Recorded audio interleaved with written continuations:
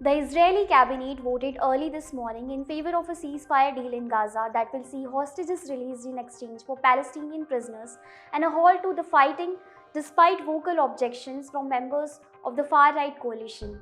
The deal, which forms the first phase of a broader 20-point peace proposal introduced by President Donald Trump, has been described as a major breakthrough by both sides.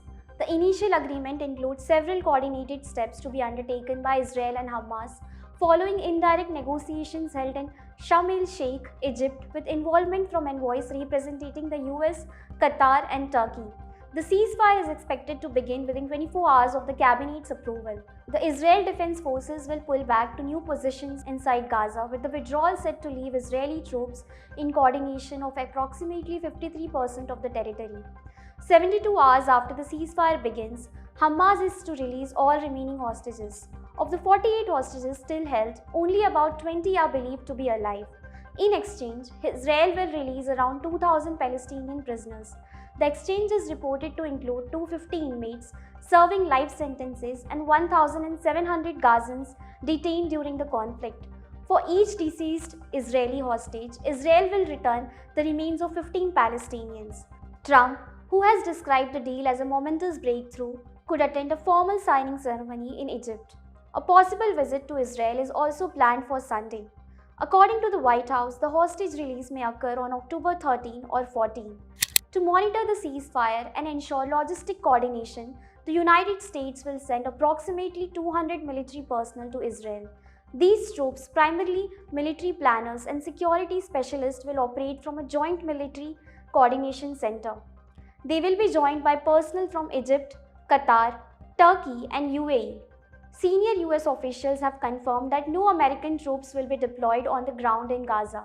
Inside Gaza, where famine was declared by experts in August, UN agencies are preparing to deliver emergency aid.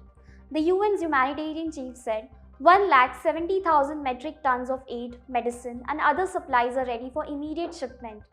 Trump's proposal outlines plans for 600 truckloads of aid to enter Gaza daily, although Palestinian officials expect an initial minimum of 400, with the number of gradually increasing.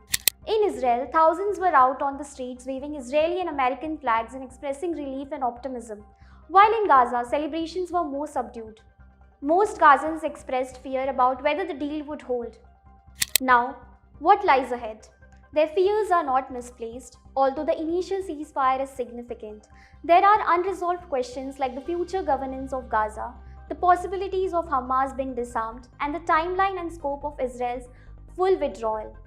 Under Trump's plan, the eventual administration of Gaza will be by a reformed Palestinian Authority, overseen initially by a board of peace chaired by Trump himself.